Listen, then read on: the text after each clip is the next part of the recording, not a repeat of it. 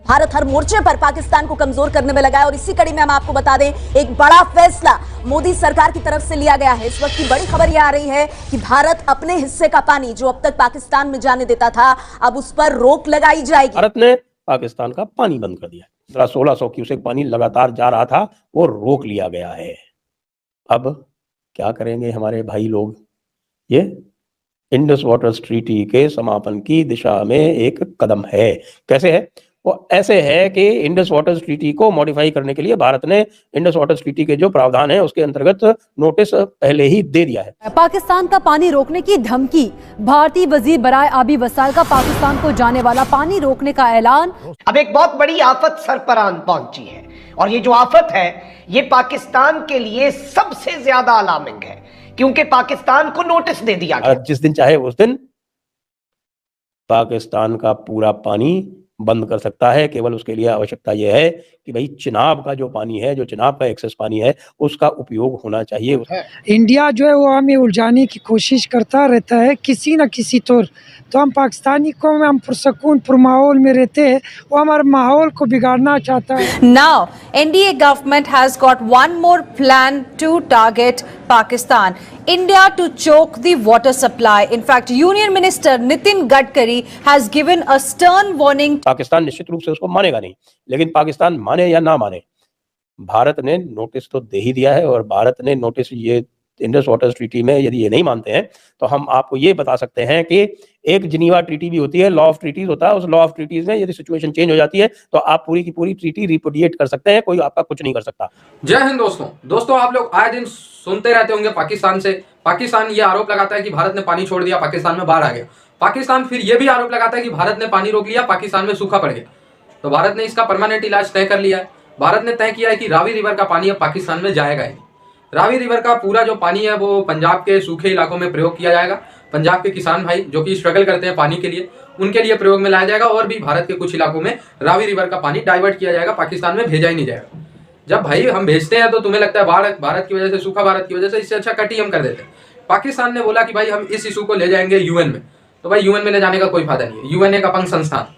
UN ने कह दिया था इजराइल हमास वॉर रोक दो, रुका। यूएन ने कह दिया था रशिया यूक्रेन वॉर रोक दो, रुका। ये कुछ नहीं होता यूएन के कहने से, ठीक है। यूएन के कहने से ही होता तो ब्रह्मपुत्र नदी के माध्यम से चाइना कितना पानी ब्लॉक करता है। बड़े बड़े ब्रह्मपुत्र नदी पे डैम बना रखे हैं। भारत और बांग्लादेश तक तो पानी अब ब्रह्मपुत्र का पहुंचता ही नहीं है। और चाइना को छोड़ना होता है तो एक बैग बहुत सारा पानी छोड़ देते।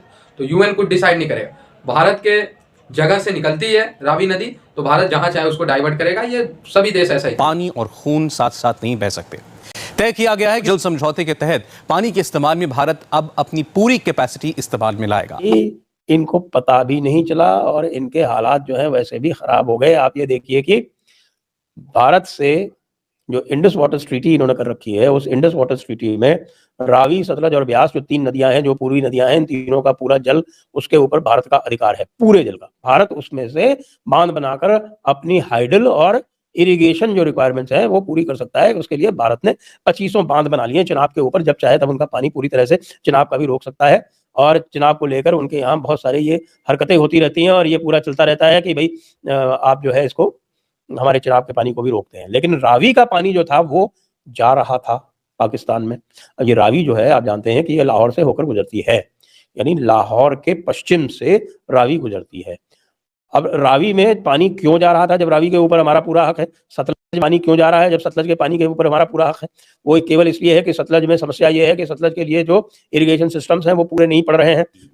लगभग आप ये समझ लीजिए कि 1500-1600 क्यूसेक पानी लगातार जा रहा था, वो रोक लिया गया है। अब क्या करेंगे हमारे भाई लोग? ये इंडस वाटर ट्रीटी के समापन की दिशा में एक कदम है। कैसे है?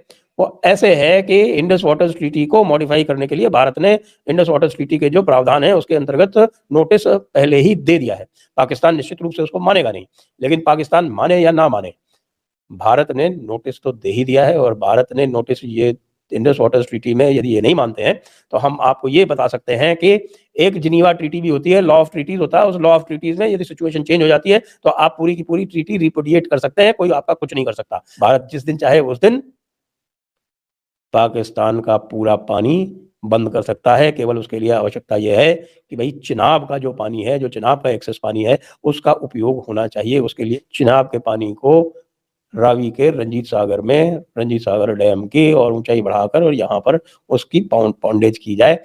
उसमें समस्या अवश्य है कि इधर जो है वो ऊंचाई पड़ती है, तो आपको लिफ्ट का उपयोग लेना पड़ेगा। लगभग 100 मीटर आपको लिफ्ट करना पड़ेगा पानी। लेकिन आजकल की जो तकनीक है उसमें, और भारत के लिए, क्योंकि भारत जो है इस समय इंफ्रास्ट्रक्चर फ्रंट पर इतना आगे चल चुका है, तो यह भारत के लिए कोई भारी समस्या नहीं है। तो अब आप ये देखें कि पाकिस्तान 3 तरफ से घिर गया है।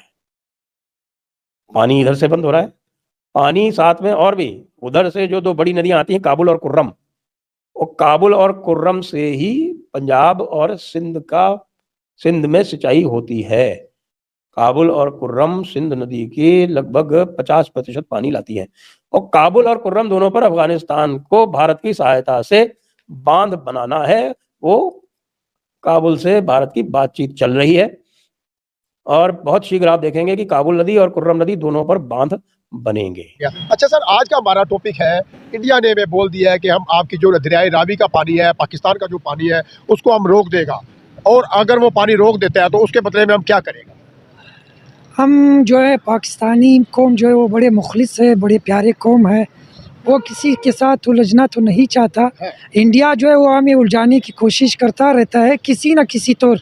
तो हम पाकिस्तानी कौम, हम पुरसकून पुरमाहौल में रहते हैं, वो हमारे माहौल को बिगाड़ना चाहता है और हमें जो है वो जज्बात में लाने की कोशिश करता है। तो हमें कोशिश करनी चाहिए उसका जो बातें एक कान से सुनकर दूसरे कान से निकाल दे तो अच्छी बात है।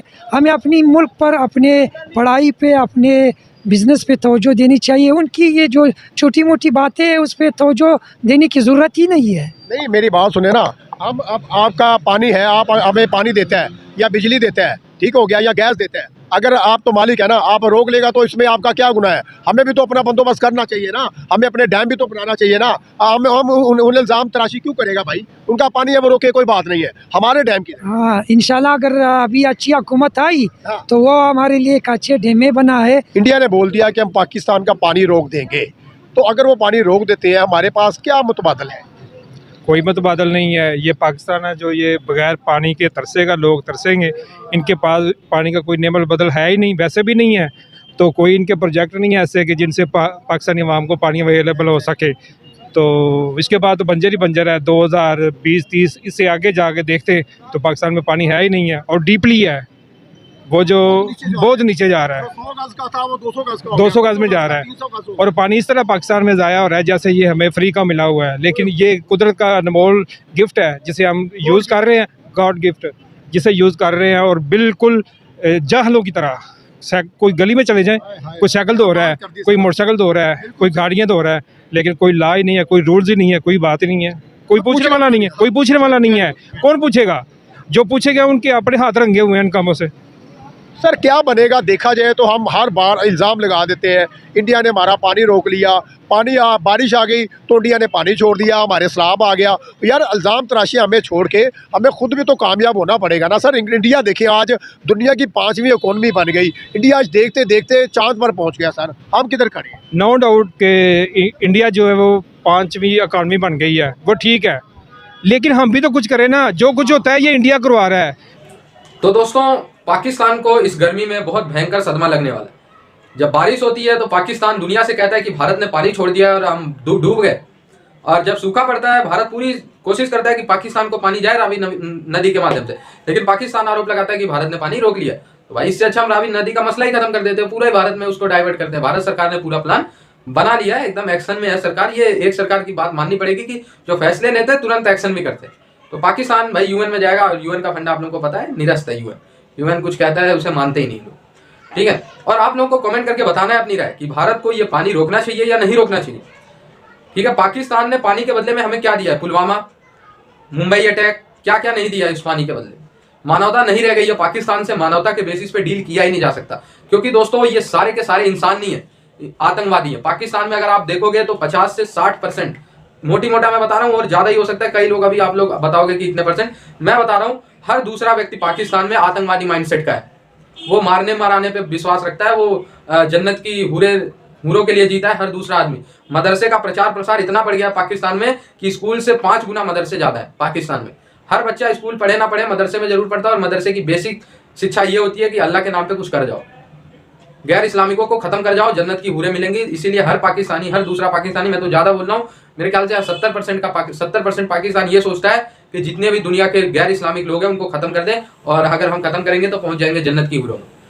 ठीक है, बहुत इंसानियत के बेस पे भारत ने डील कर लिया पाकिस्तान से। अब भारत अपने लोगों को पहले फैसिलिटेट करे, इसके बाद पाकिस्तान को। ठीक है, अपने लोग प्यास से मर रहे हैं, पाकिस्तान को फैसिलिटेट करना जरूरी नहीं है। तो आई होप ये वीडियो आपको अच्छा लगा हो। जुड़े रहे ऐसी वीडियोस के लिए, तब तक के लिए